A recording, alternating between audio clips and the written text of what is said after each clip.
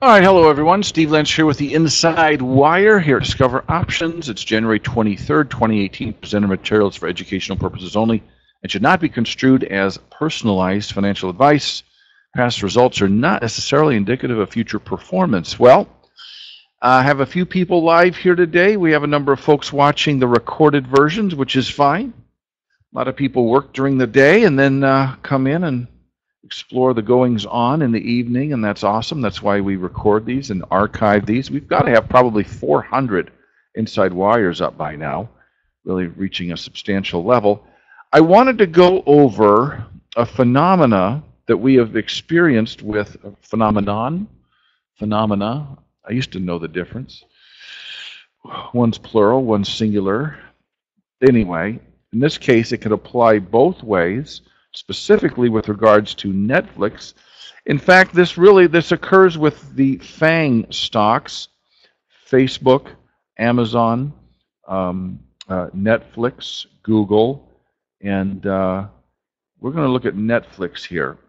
I want to just show you, my preparation here was spent mostly scratching my head and walking through BackTrader trying to figure out what the heck was going on here. But when you look at a Netflix chart, and you can see this is where the earnings have come out, and you can see some pretty substantial gaps and everything. And this does not include today's response to last night's earnings. I want to overlay on top of this the implied volatility and the statistical volatility. Never mind the red line, statistical volatility.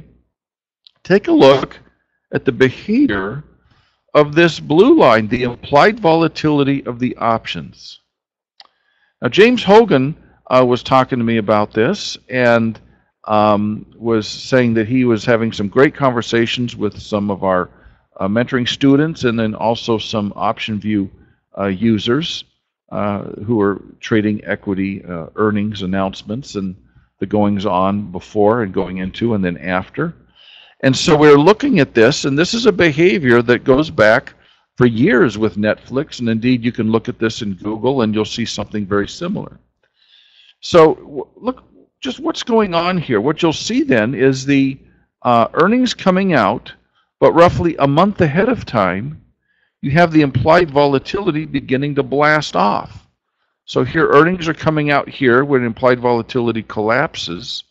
But here, roughly a month ahead of time, it begins to climb. See that? And then with the announcement that came out today, roughly a month ahead of time, look at that. Going up, month ahead of time before the gap. Look at that. Even though the stock channeled for a bit, here it blasts off.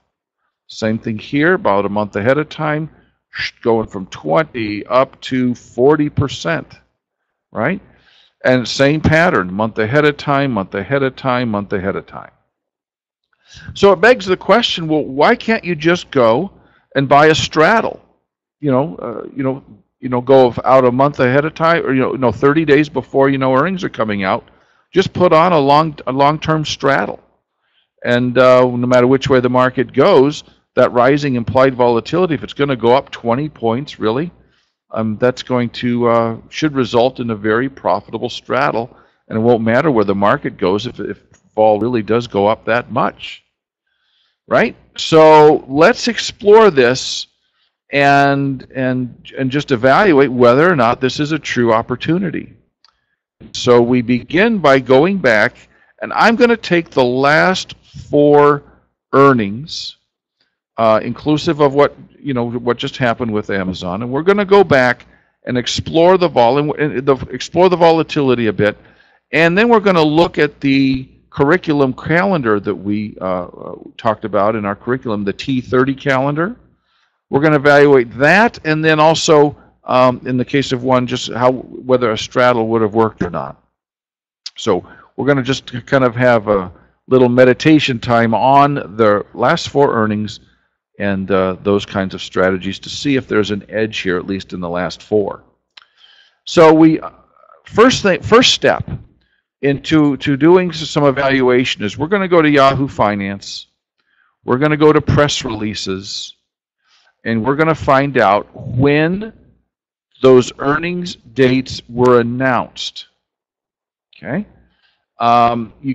You do not know these earning dates 3 months ahead of time. Okay.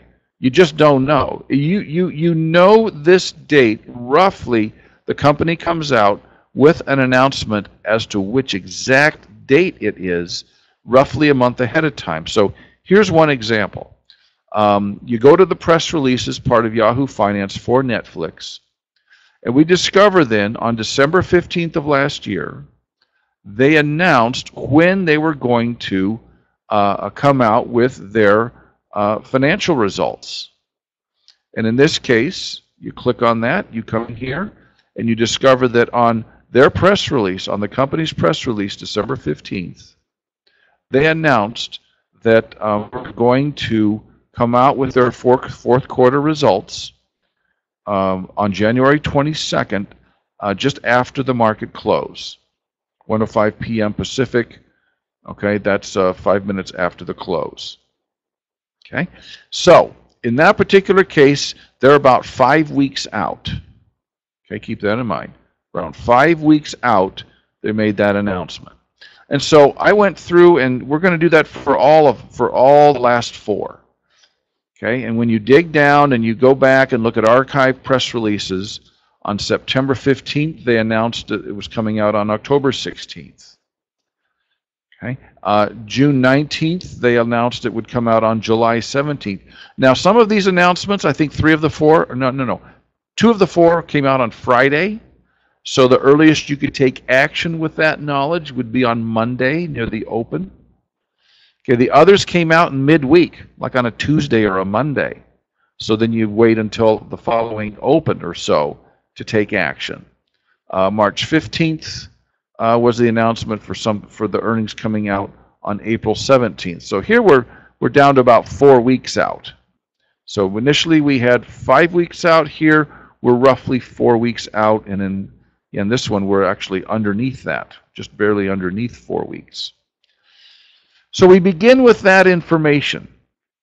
Okay, and that's very important because when that date is exactly known, okay, well, let me back up here.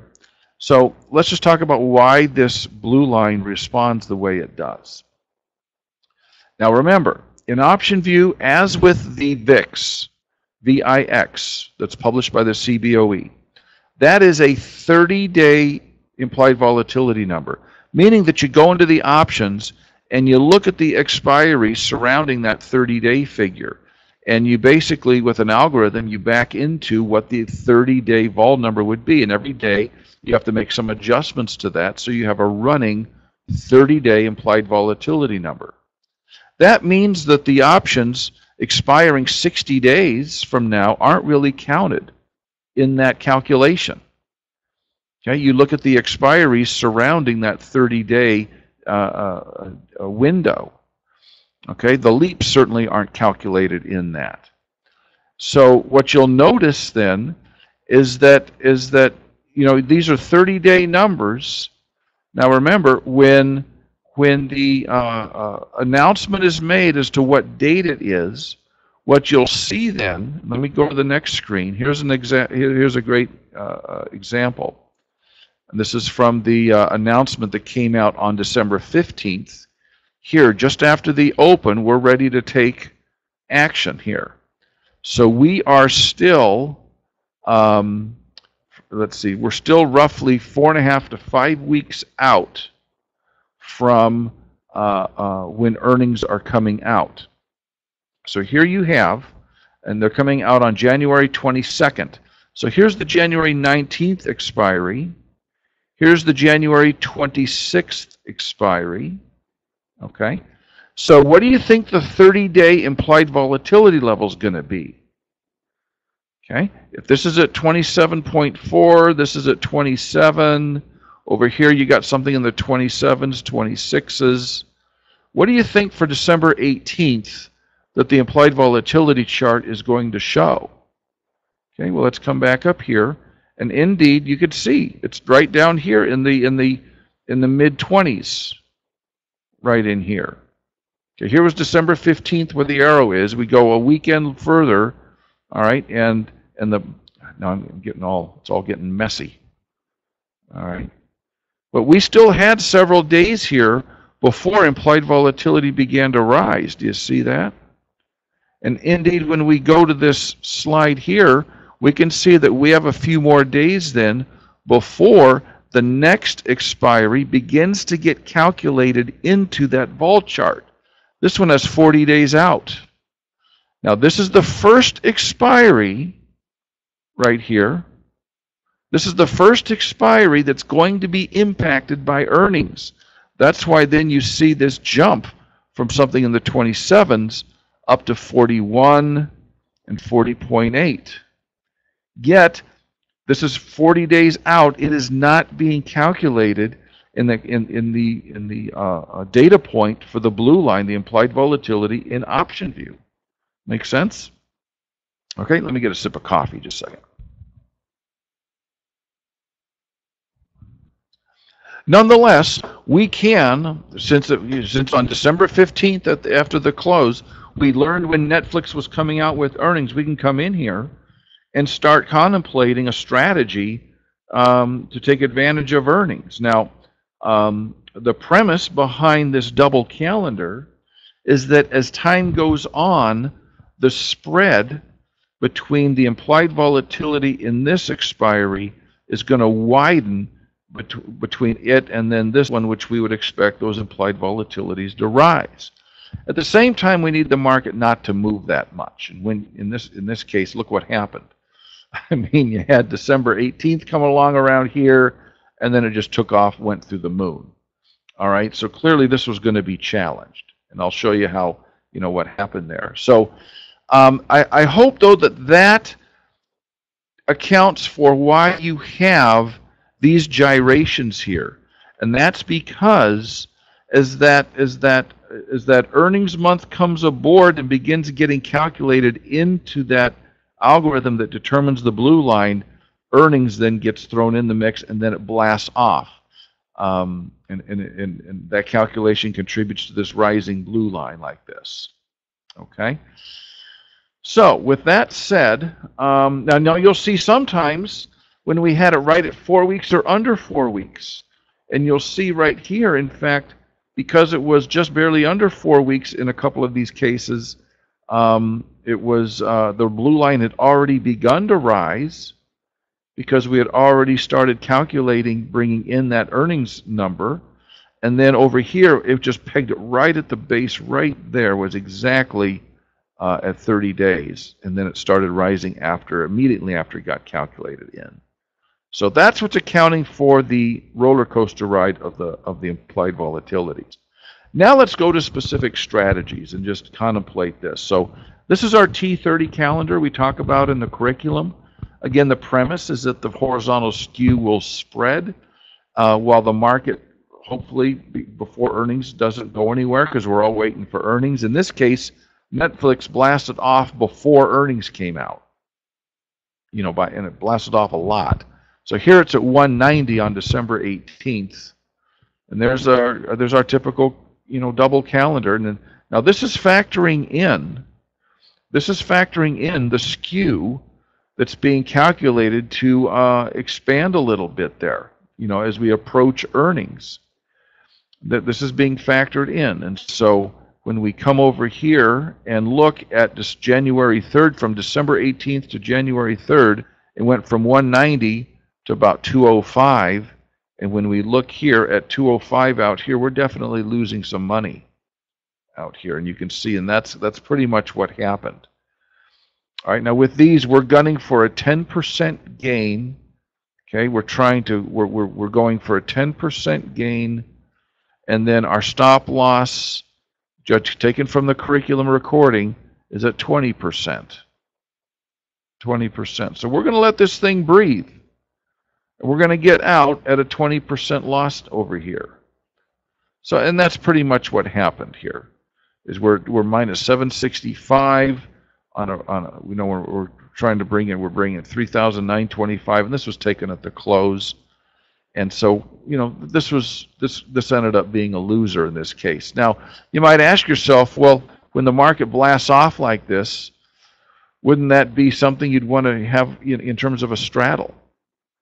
In terms of a straddle. Well, let's just go back and take a look at a straddle, see how well that would have done. But keep in mind, look at these other examples of the month leading up to earnings. Here you have the market right here. How would a straddle have done here for the next 2-3 weeks of choppiness?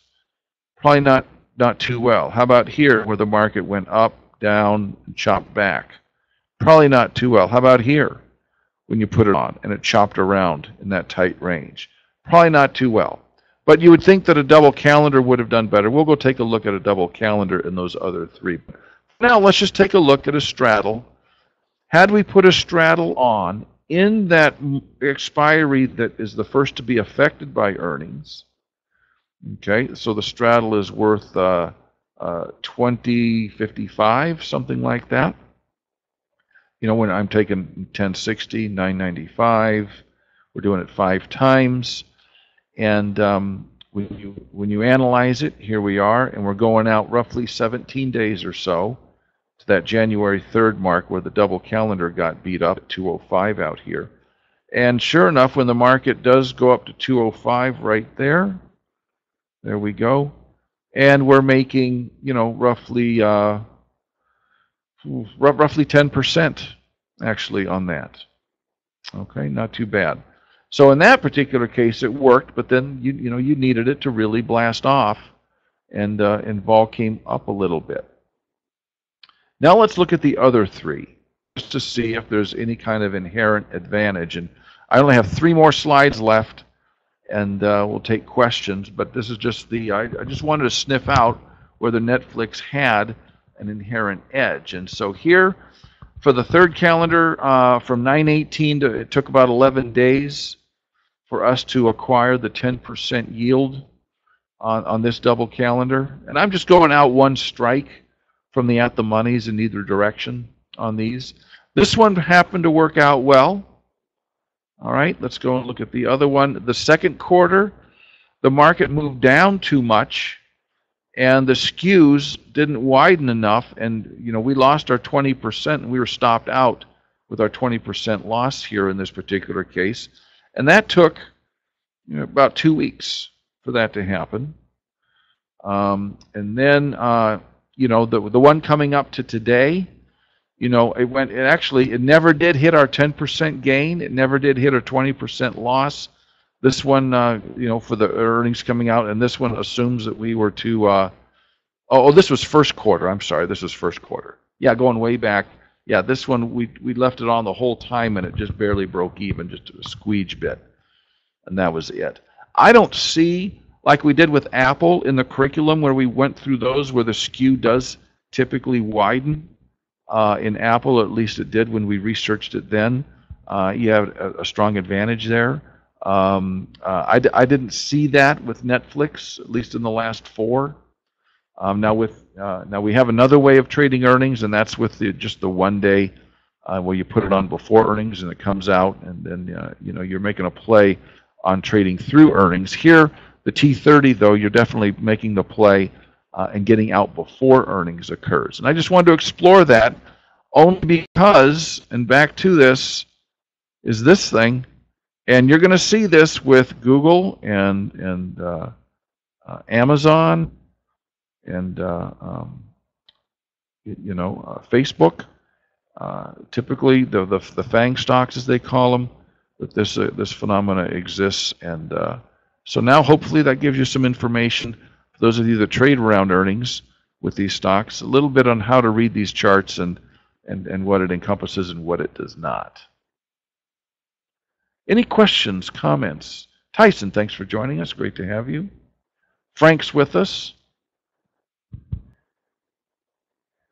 Welcome. Anyone? Okay. Excellent. Well, thanks for joining us, folks. We will be back next week with another topic.